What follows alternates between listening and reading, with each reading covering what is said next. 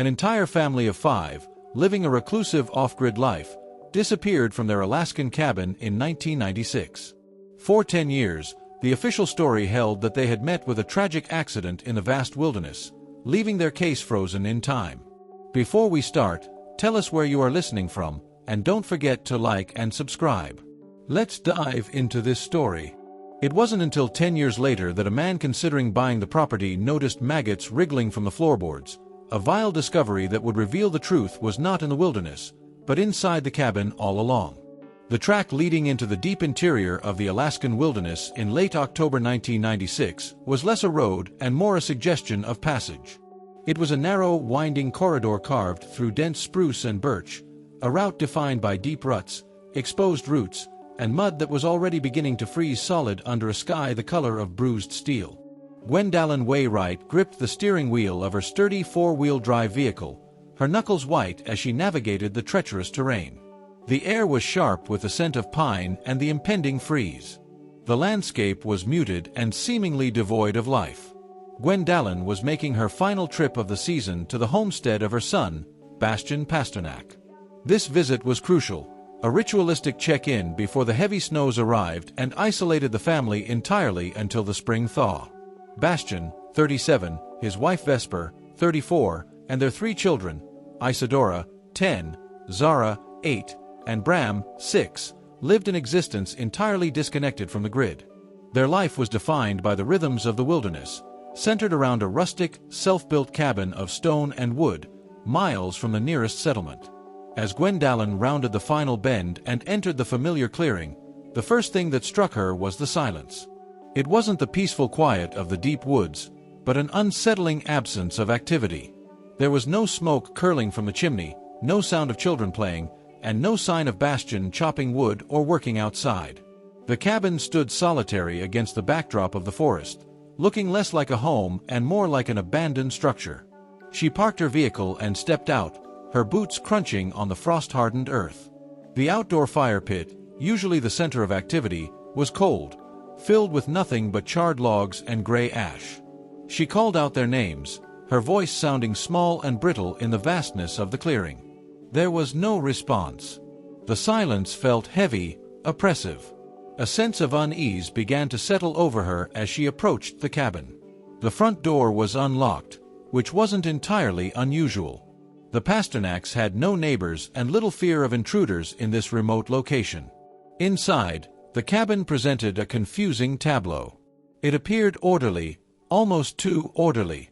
Winter supplies, dried meats, canned goods, and stacks of firewood were neatly stocked along the walls. Clothing was hung up. Dishes were clean and put away. It looked exactly as it should for a family preparing to hunker down for the long winter. They clearly intended to stay, but the family was gone, all 5 of them. Gwendolyn moved through the small rooms, checking the sleeping loft and the main living area. Beds were made. Vesper's sewing materials sat untouched on a small table. There were no signs of a struggle, no indication of a rushed departure. It was as if the family had simply ceased to exist. Returning outside, she conducted a wider sweep of the immediate property, the outhouse, the storage shed, the perimeter of the clearing. It was then she confirmed the most critical detail. The family's heavy-duty truck, their only motorized link to the outside world, and the only vehicle capable of reliably navigating the treacherous track out of the wilderness, was missing. This realization shifted her unease into sharp alarm. Without the truck, they could not have gone far. Yet, they were nowhere on the property.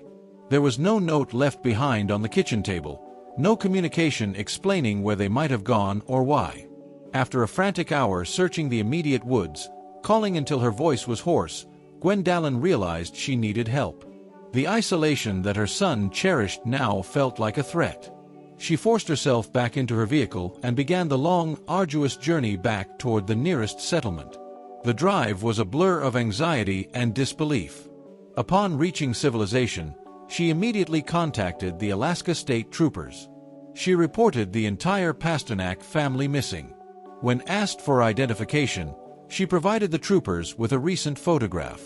It showed the family of 5 smiling warmly in front of their cabin. Bastian stood tall in a plaid flannel shirt and wide-brimmed hat.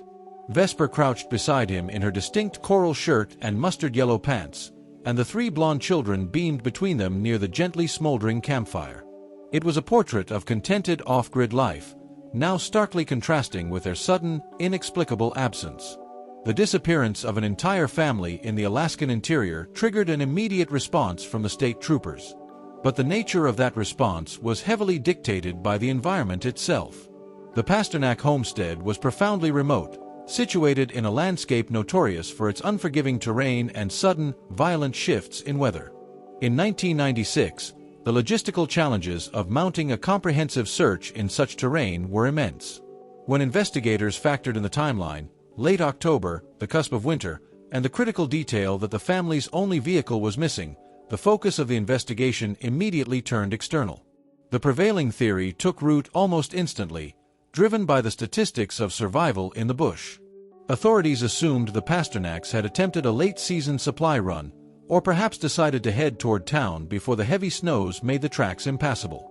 Somewhere along that perilous route, investigators hypothesized they had encountered disaster. A vehicular accident on the treacherous terrain, a breakdown far from help, or becoming irretrievably stranded seemed the most plausible explanations. The rudimentary tracks were prone to washouts, sudden rockfalls, and treacherous mudslides. In the Alaskan wilderness, a simple mistake could quickly escalate into a fatal situation. Based on this assumption, a massive search and rescue operation was initiated. The scale of the search area was daunting, encompassing hundreds of square miles of dense forest, winding river valleys, and steep mountain passes. The Alaska State Troopers deployed helicopters and fixed-wing aircraft, pilots flying low grids over the vast landscape. The air was filled with the rhythmic thud of rotor blades as searchers scanned the terrain below, looking for any sign of the missing truck, a glint of metal, tire tracks diverting from the path, or the remnants of a makeshift camp. The roar of the engines echoed over the valleys, a stark contrast to the profound silence Gwendolyn had encountered. On the ground, teams of volunteers and trained search and rescue personnel began the arduous task of checking the known routes and trails leading away from the homestead. They pushed through thick underbrush and navigated icy streams, their efforts hampered by the increasingly cold temperatures and shortening daylight hours. They battled the deteriorating weather conditions, the mud freezing into iron-hard ruts, and the first flurries of snow beginning to fall. The search was exhaustive in its scope, but it was entirely focused on finding a stranded family or the site of an accident. While the external search was underway, investigators did conduct an examination of the Pasternak cabin. However, their approach was shaped by the belief that the critical event had occurred elsewhere. They arrived at the homestead looking not for a crime scene, but for clues that might indicate the family's intended destination or state of mind before they departed. The examination of the cabin was cursory. Investigators walked through the rooms, documenting the scene as Gwendolyn had found it. They noted the stocked supplies and the general orderliness of the living space. They saw no obvious signs of forced entry. The door had been unlocked when Gwendolyn arrived. There was no blood, no overturned furniture, nothing to suggest that a violent altercation had taken place within the home. To the troopers, the scene appeared consistent with a family that had simply stepped out and failed to return. Because it was not classified as a crime scene, the cabin was not processed with forensic rigor. Investigators did not dust for fingerprints, collect trace evidence, or conduct a detailed structural examination. They checked the rooms, the closets, and the immediate exterior, but they did not venture into the more difficult-to-access areas. The shallow crawl space beneath the floorboards, accessible through panels in the flooring, was never inspected. The focus remained firmly on the wilderness outside. Gwendolyn Wright, however, vehemently objected to the direction of the investigation. Consumed by anxiety and frustration, she argued that the authorities were fundamentally misunderstanding her son and his capabilities. Bastian was not a reckless amateur. He was an expert survivalist, deeply attuned to the environment and meticulous in his planning. He knew the land intimately and respected its dangers. The idea that he would have driven his family into an obvious hazard this late in the season, or that he would be unable to survive if the truck broke down, seemed inconceivable to her. She pressed the investigators to look closer at the homestead to consider other possibilities beyond a simple accident, but her concerns were largely dismissed. Gwendolyn felt a growing sense of bitterness, convinced that the investigation was inadequate and colored by prejudice. She believed the troopers were lazy, unwilling to dedicate the necessary resources because the Pasternaks lived an unconventional off-grid lifestyle. In their eyes, she felt, the family was just another group of dreamers who had been swallowed by the bush. The official stance seemed to be that those who chose to live in the wilderness were ultimately responsible for the risks they assumed. As the days turned into weeks, the weather deteriorated rapidly. The first heavy snows began to fall, blanketing the landscape and obscuring any potential clues. The temperatures plummeted, making survival in the open impossible. The extensive search efforts were reluctantly called off. The disappearance of Bastian, Vesper, Isadora, Zara, and Bram Pasternak was officially categorized as a likely tragic accident, a death by misadventure. With the official search concluded and the wilderness locked in ice, the case went cold, buried under the snow and the weight of official assumptions. Gwendolyn was left alone with her grief and her unanswered questions. Refusing to accept that her family was gone forever, she took on the responsibility of maintaining the cabin. She made the arduous journey several times a year, ensuring the structure remained sound and the clearing maintained, clinging to the hope that one day they would return to the home they had built. The cabin became a silent vigil in the wilderness, a physical manifestation of her unresolved grief and her refusal to accept the official narrative. The Alaskan wilderness kept its secrets for a decade. From 1996 to 2006, there were no sightings of the Pasternak family, no trace of their missing truck, and no leads to follow.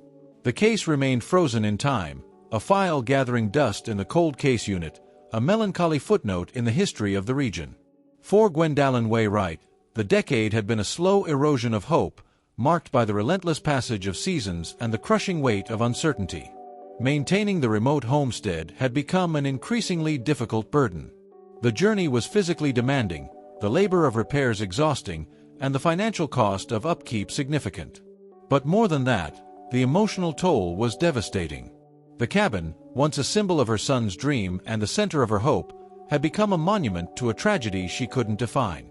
In the summer of 2006, Gwendolyn finally reached a breaking point.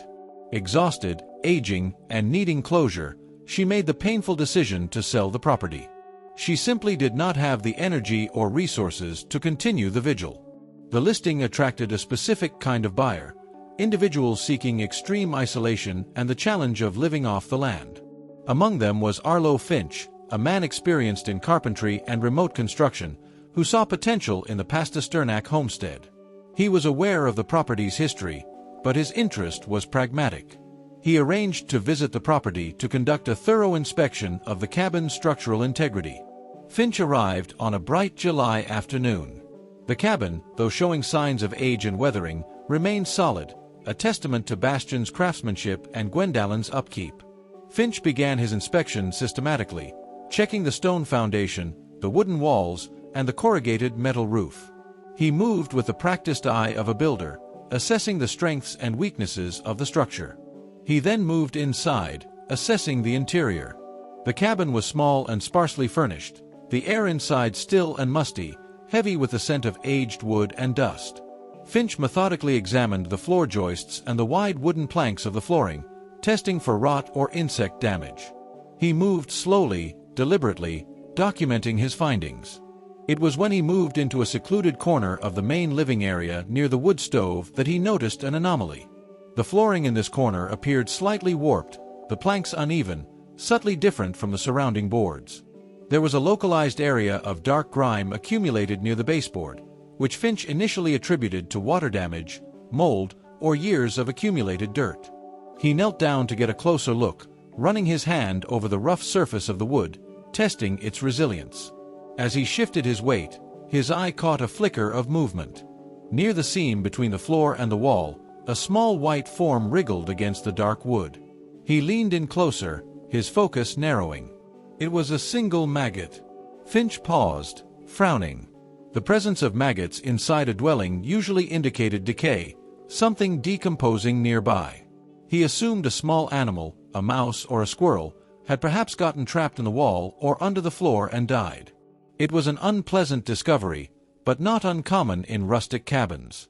He decided to investigate the source to assess the extent of any potential damage. The planks in the corner were loose, designed to allow access to the crawl space below. Finch retrieved a pry bar from his toolkit and positioned it under the edge of the warped board. He applied pressure, and the old wood groaned in protest as the nails pulled free. The sound was sharp in the silence of the cabin. He lifted the plank, which was heavier than he expected. As he pulled the board up and looked at the underside, the sight was visceral, a stark contrast to the orderly appearance of the cabin interior. It was coated in a thick layer of dark, damp, decomposing matter. Clinging to the grime were several more maggots clustered together in the decaying substance. The moment the plank was removed, the atmosphere in the cabin shifted dramatically. A faint, unusual odor began to waft up from the opening, a sickly sweet scent underlying the mustiness of the crawl space, a cloying odor that Finch recognized instinctively. It was the smell of decomposition. Finch took the plank he had removed and held it up to the light, examining the infestation. The grime wasn't just dirt or mold, it was the residue of decay.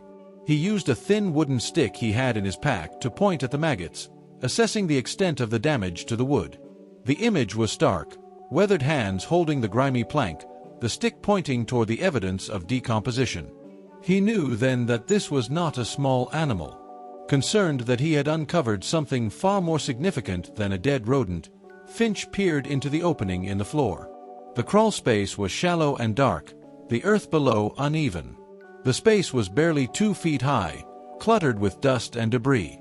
He retrieved a high-powered flashlight from his pack and shone the beam into the darkness. The light cut through the gloom, illuminating the cramped space beneath the cabin. At first, he saw only dirt and the rough underside of the floor joists, but as he swept the beam toward the corner, the light fell upon something that didn't belong. It was partially concealed in the shadows, wrapped in what looked like old blankets or tarps, but the shape was unmistakable. Finch felt a jolt of adrenaline and a sickening realization.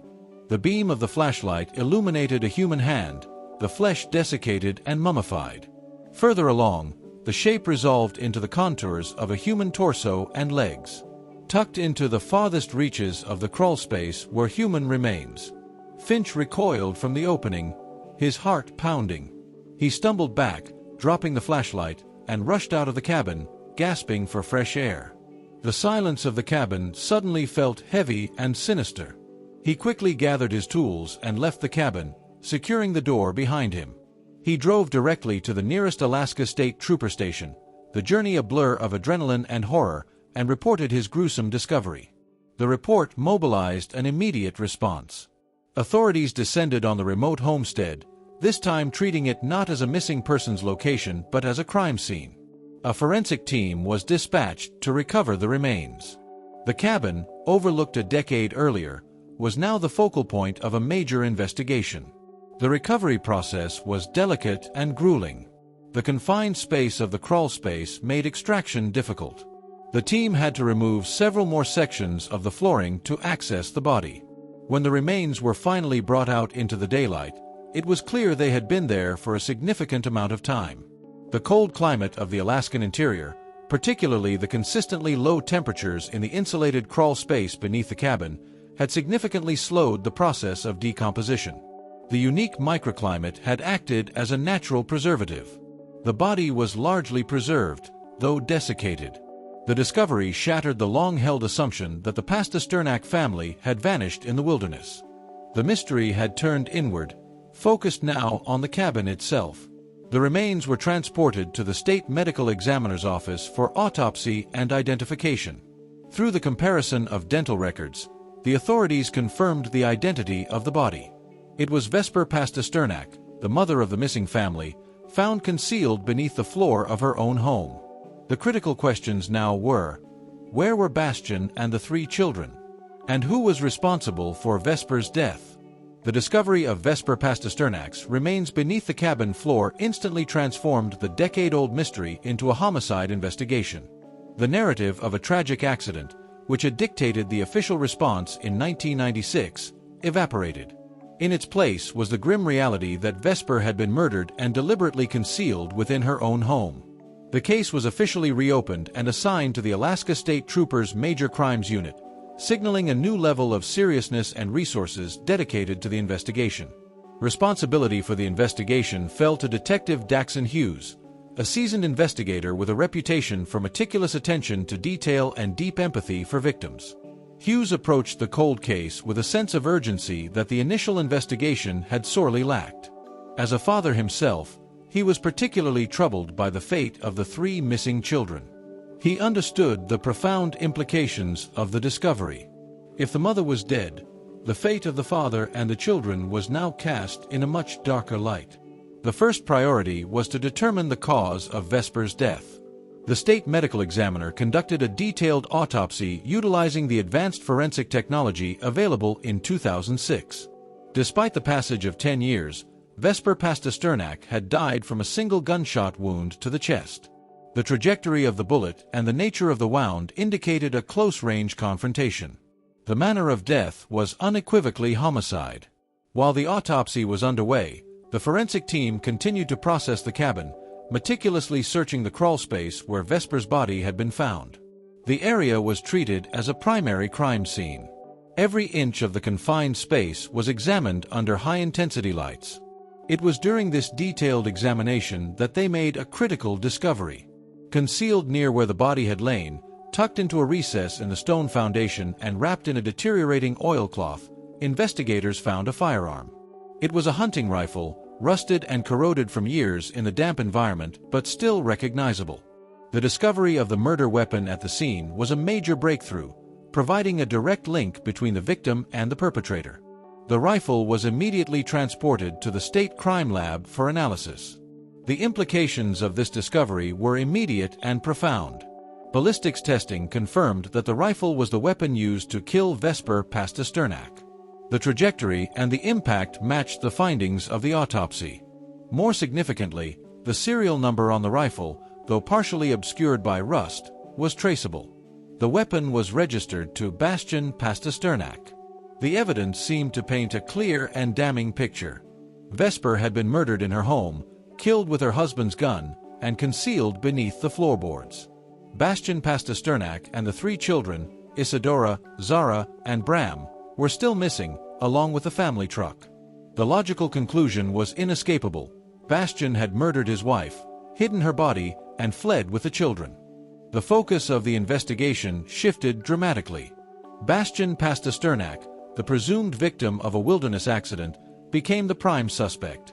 The theory shifted from a general mystery to a specific scenario of domestic homicide and abduction. The motivation remained unclear, perhaps a domestic dispute that escalated the pressures of the isolated lifestyle, finally breaking him, or a planned execution. But the evidence strongly suggested Bastian was responsible. Detective Hughes initiated a widespread manhunt for Bastian and the children. The search expanded beyond the Alaskan wilderness, encompassing the entire North American continent. The children, if still alive, would now be young adults: Isadora, 20, Zara, 18, and Bram, 16. Hughes disseminated age-progressed images and alerts across the United States and Canada, focusing on communities known for off-grid living or anonymity, places where Bastian might be able to blend in and avoid detection. The search was complicated by the passage of time and the possibility that Bastian might be using aliases. As the manhunt mobilized, Hughes turned his attention to understanding the background of the Pasternak family, looking for any clues that might explain the motive for the murder.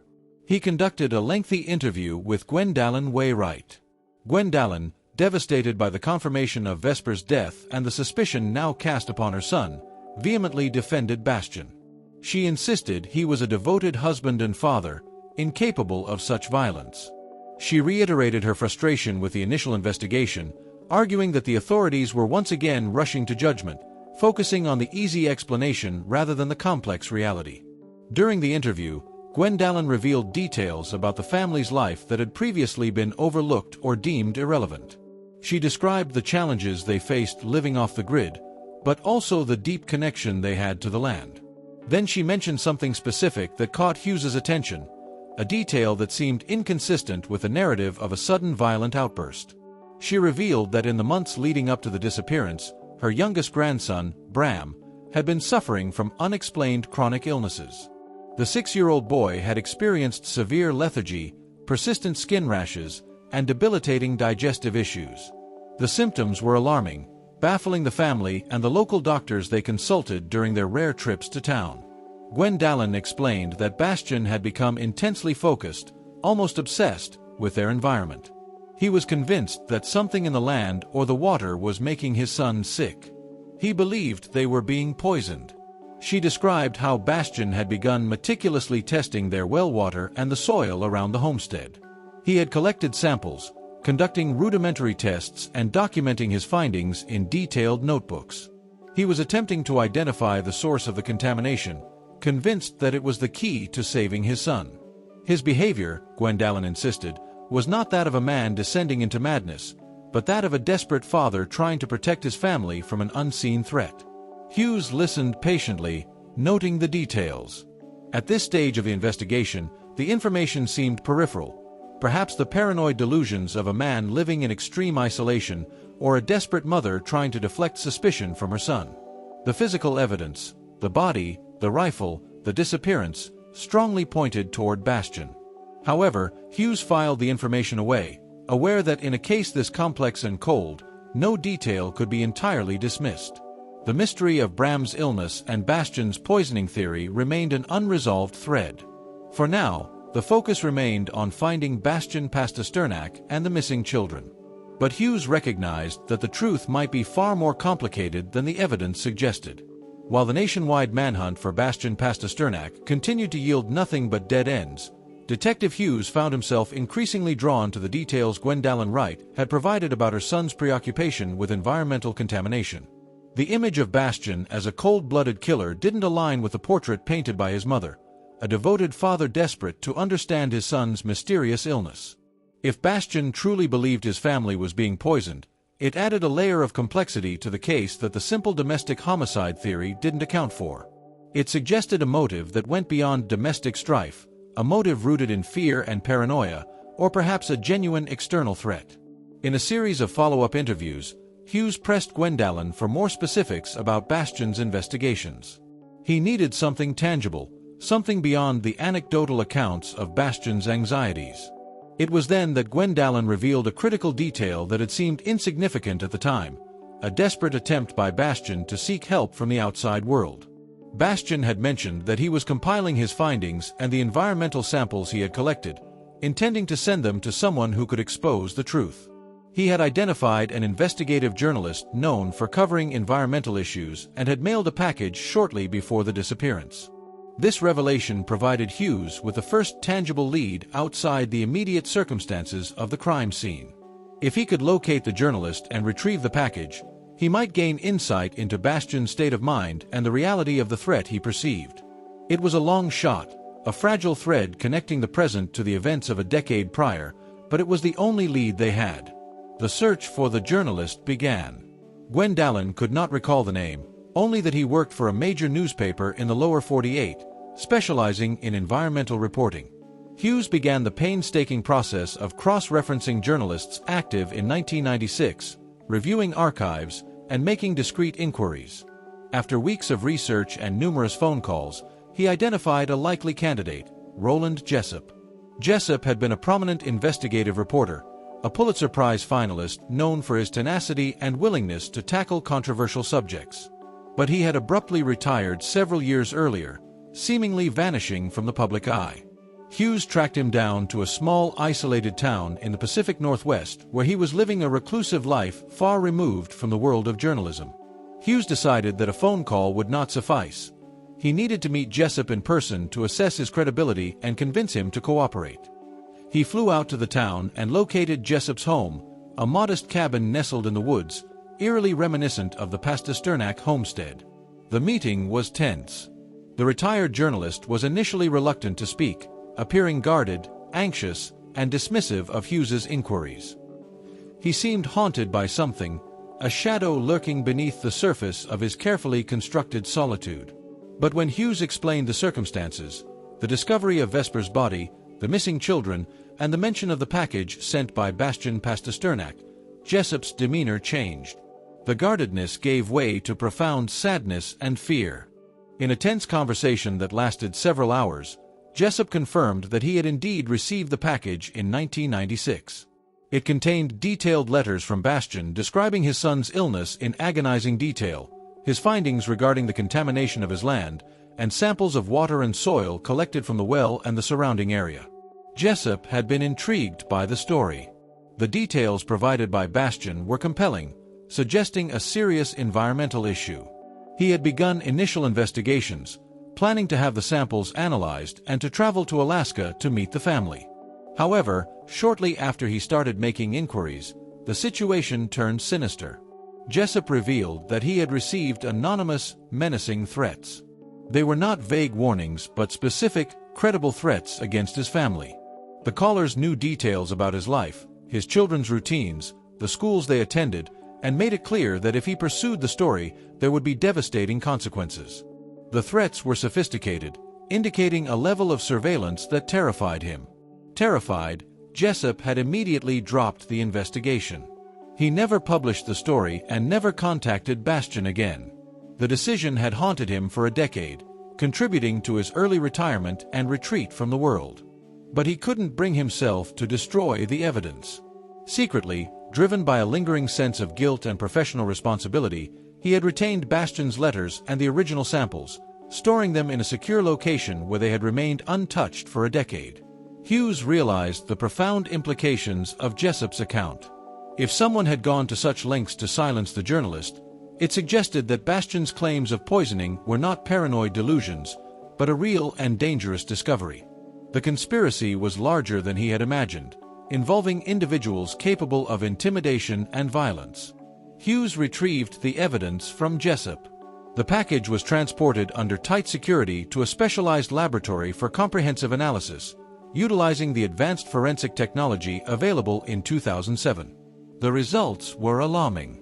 The water and soil samples contained extremely high concentrations of toxic heavy metals, lead, mercury, and arsenic, far exceeding safe levels.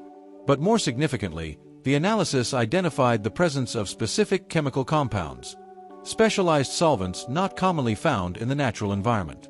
The discovery validated Bastian's claims and shifted the focus of the investigation once again. The Pasternak land was poisoned. The motive for the murder might not be domestic conflict, but an attempt to cover up the contamination to silence the family that had discovered the truth. The laboratory identified the chemicals as types commonly used in industrial extraction processes. Hughes began investigating potential sources of the contamination. The primary suspect was Alaska Petrox, a major oil and gas extraction company with operations located about 50 miles from the Pasternak homestead. The possibility of illegal dumping, a common practice in remote regions to avoid disposal costs, became the primary focus. Hughes launched an aggressive investigation into the corporation, suspecting negligence and a massive cover-up. The investigation consumed several months, involving subpoenas for records, interviews with employees, and environmental surveys of the company's operations. The corporation was defensive and uncooperative, raising suspicions. The case seemed poised for a breakthrough, pointing toward a classic case of corporate greed and environmental negligence. However, after a thorough and exhaustive investigation, Alaska Petrox was cleared of wrongdoing. The crucial breakthrough came when the laboratory further refined its analysis of the chemical compounds. They identified the solvents as specialized military-grade chemicals, not typically used in commercial extraction operations. The specific formulation was restricted, used almost exclusively by the military for specialized applications. The hydrological surveys indicated that the contamination pattern was localized to the Pasternak property, not migrating from the company's operations. The investigation hit a dead end. The source of the contamination remained unknown. The realization that the chemicals were specialized military-grade solvents not used in commercial extraction only deepened the mystery. The connection to the military opened up a new, more sinister avenue of investigation. The failure of the corporate lead caused a backlash within the investigation team. Some investigators began to doubt the validity of Gwendalyn's claims and the relevance of the contamination theory. They argued that Gwendalyn, as Bastian's mother, might be protecting him, intentionally misleading the investigation. The suspicion reverted to the original theory. Bastian Pasternak was the killer, and the poisoning claims were either fabricated or irrelevant. Hughes, however, remained convinced that the contamination was the key to the case, even if the source remained elusive. The investigation stalled, caught between conflicting theories and a lack of concrete evidence, the truth seemingly buried as deep as the toxins in the Alaskan soil. By the spring of 2007, the investigation into the Pasternak family disappearance had once again ground to a halt. The promising lead involving Alaska Petrox had dissolved, leaving Detective Hughes with validated evidence of severe environmental contamination but no identifiable source. The specialized nature of the military-grade solvents found in the samples remained a puzzling anomaly, a clue that pointed toward something far more complex and organized than simple illegal dumping. Yet it led nowhere concrete. The bureaucratic labyrinth surrounding military operations made tracing the source of the chemicals a daunting task, fraught with secrecy and resistance. Pressure mounted on Hughes from his superiors to abandon the environmental angle and refocus the investigation entirely on the manhunt for Bastian Pasternak. The evidence against Bastian, while circumstantial, was compelling. His wife murdered with his gun concealed in their home while he and the children remained missing. The prevailing opinion within the department solidified around the belief that the poisoning narrative was a distraction, perhaps even a manifestation of Bastian's own instability, a paranoid delusion that had ultimately driven him to violence. Hughes found himself increasingly isolated, fighting a battle on two fronts, against the unknown perpetrators of the contamination and against the skepticism of his own colleagues. Then a sudden breakthrough occurred that seemed to confirm the dominant theory, providing the definitive closure the department craved. A team of forestry workers conducting an aerial survey in a remote and rugged area of the wilderness about 80 miles from the past cabin reported spotting wreckage at the bottom of a deep ravine. The area was treacherous, rarely accessed, far from any established tracks, and the wreckage had apparently been concealed by the dense forest canopy until the recent survey provided a clear line of sight. The description of the wreckage matched the Pasternak family truck, the vehicle that had been missing for over a decade. The discovery mobilized a massive response. The location was so remote and the terrain so difficult that a complex retrieval operation was required. Heavy-lift helicopters and specialized equipment were deployed to access the ravine. The operation took several days, a dangerous undertaking that underscored the isolation of the location. The media coverage was intense, reigniting public interest in the case and seemingly validating the original assumption of a wilderness tragedy. When the rusted and crushed hulk of the truck was finally retrieved and transported to a secure facility for examination, investigators began the painstaking process of analyzing the wreckage and its contents. The discovery seemed to provide the final pieces of the puzzle, a grim tableau that told the story of the family's final moments. Inside the cab of the truck, investigators found evidence that powerfully redirected the narrative back onto Bastian. They discovered another rifle also registered to Bastian, which had been missing from the cabin inventory. This suggested he was armed when he fled. More intriguingly, there was a watertight container, seemingly protected from the elements, containing a small amount of the toxic chemicals identical to those found on the Pasternak land. This discovery seemed to explain the contamination issue. Bastian had been handling the chemicals himself, perhaps involved in some illicit activity, and had accidentally poisoned his son Bram.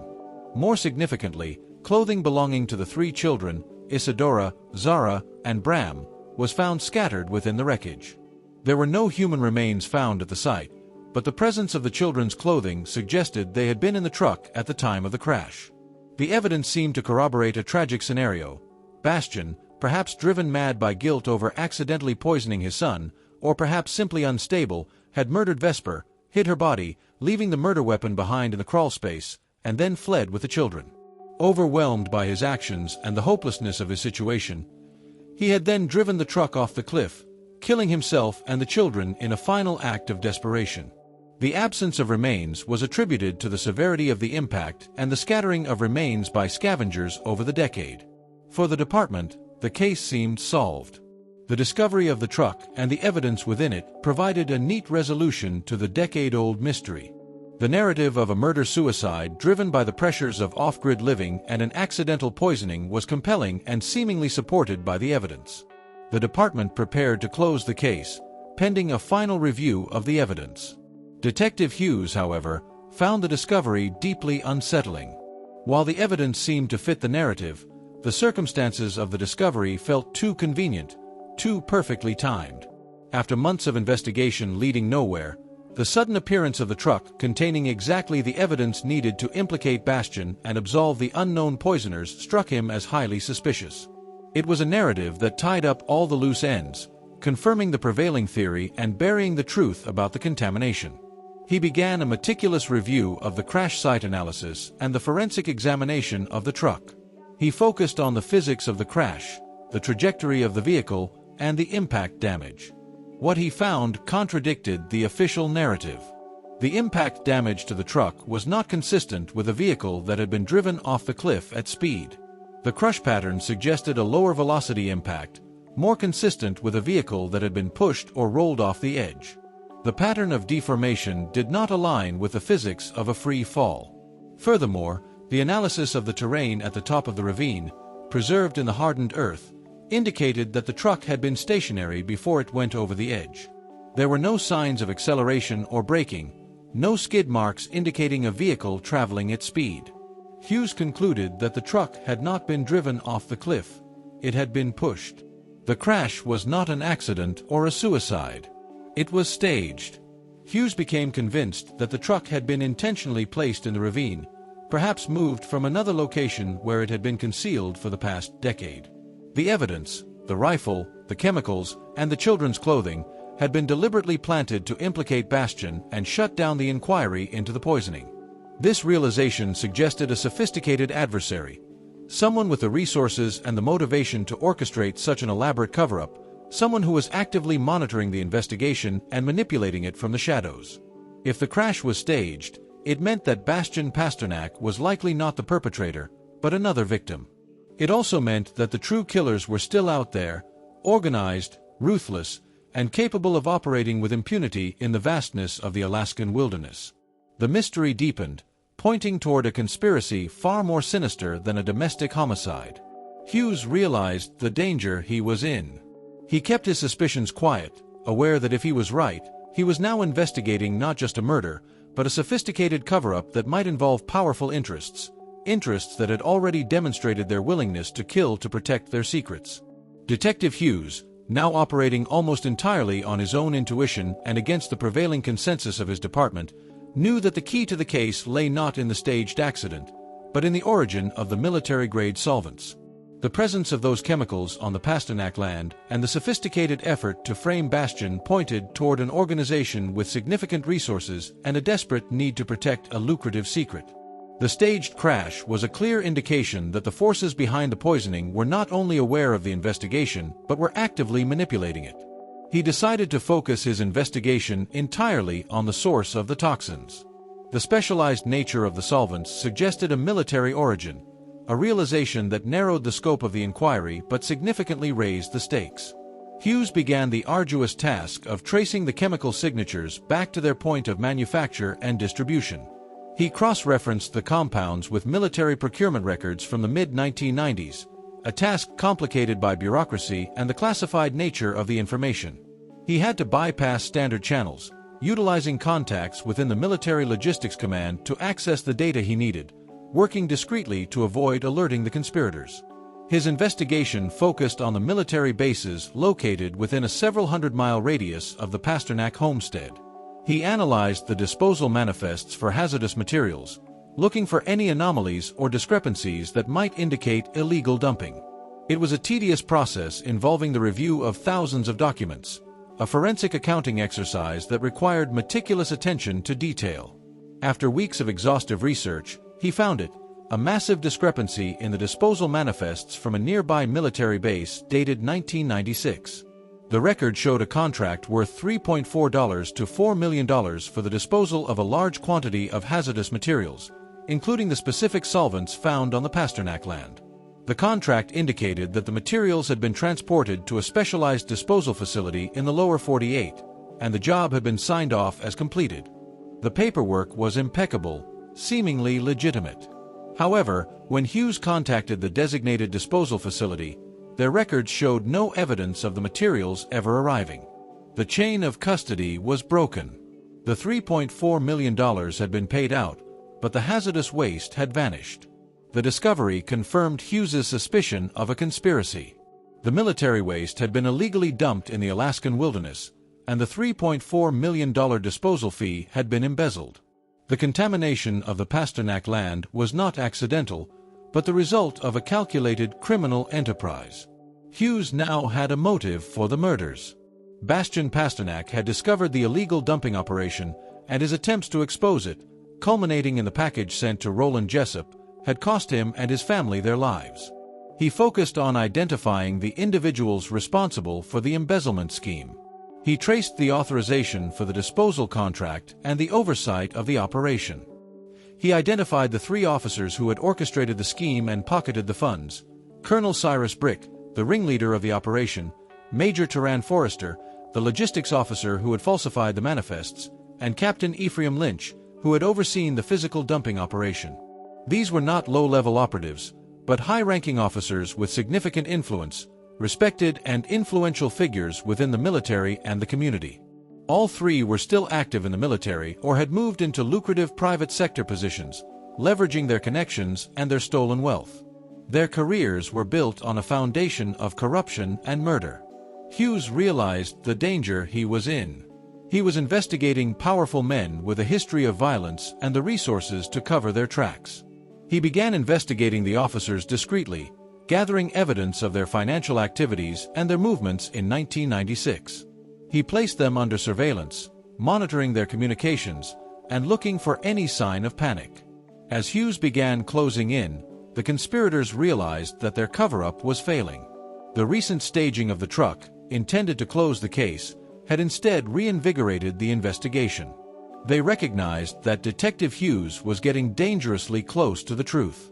They decided to escalate their efforts, focusing on the person who had kept the case alive for a decade, the person who had initiated the chain of events that now threatened to expose them, Gwendolyn Waite. Hughes had been maintaining regular contact with Gwendolyn, updating her on the progress of the investigation and ensuring her safety. When he attempted to contact her one evening to discuss the new developments, she didn't answer. He tried repeatedly over several hours, but the calls went unanswered. A sense of dread settled over him. Gwendolyn always answered his calls. He drove to Gwendolyn's home, a small house on the outskirts of the nearest settlement. When he arrived, he found the front door forced open. The lock was shattered. Inside, there were clear signs of a struggle: overturned furniture, scattered belongings, a lamp shattered on the floor. Gwendolyn was gone. She had been kidnapped. The realization galvanized Hughes. The conspiracy was no longer a historical crime, it was an active threat.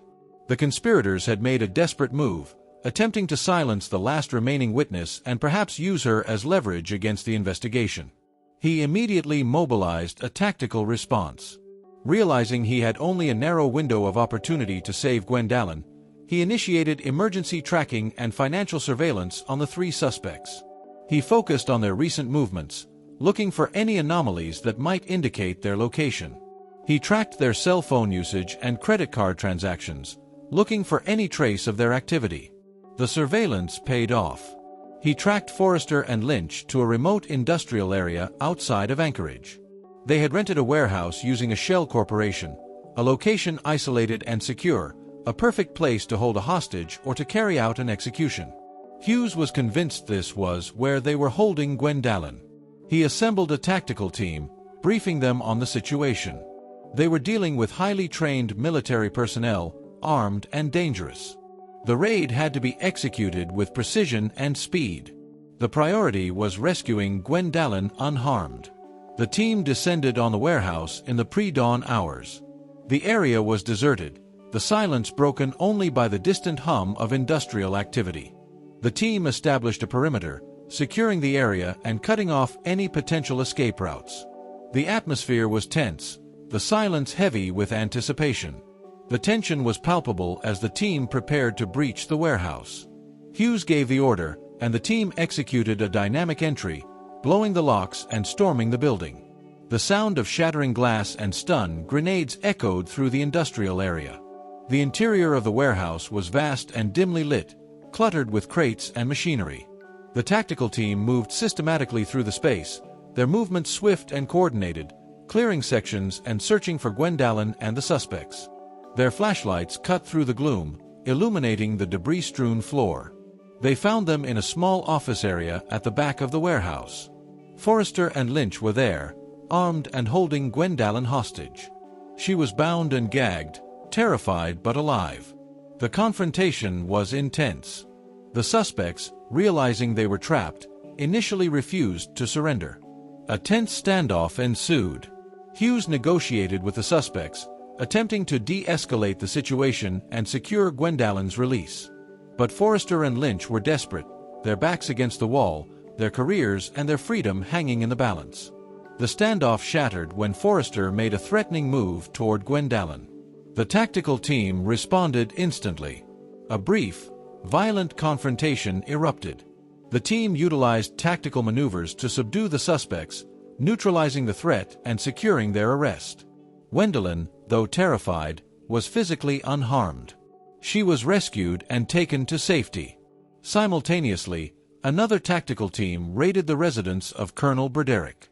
He was arrested without incident, caught completely off guard by the swift and decisive action.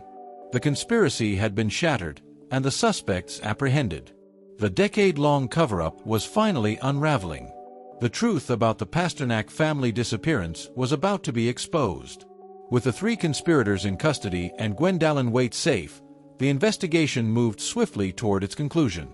The evidence against Colonel Broderick, Major Forrester, and Captain Lynch was overwhelming, combining the financial records of the embezzlement scheme with the evidence of the murders and the recent kidnapping.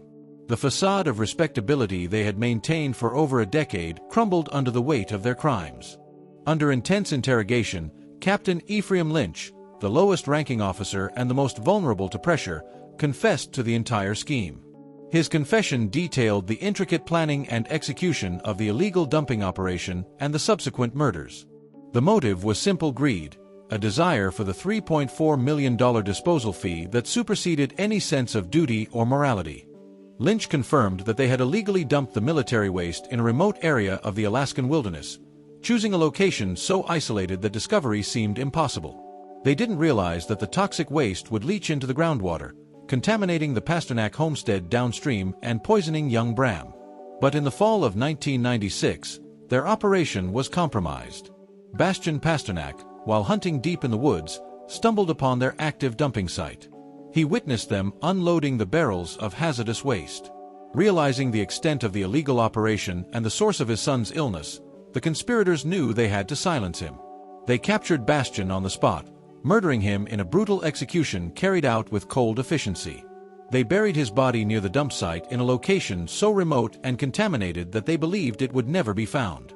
Despite extensive searches based on Lynch's confession, Bastian's body was later deemed unrecoverable, lost to the vastness of the wilderness and the hazardous conditions at the site.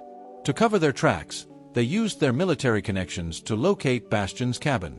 They realized that his family would soon notice his absence, potentially leading investigators to the dump site.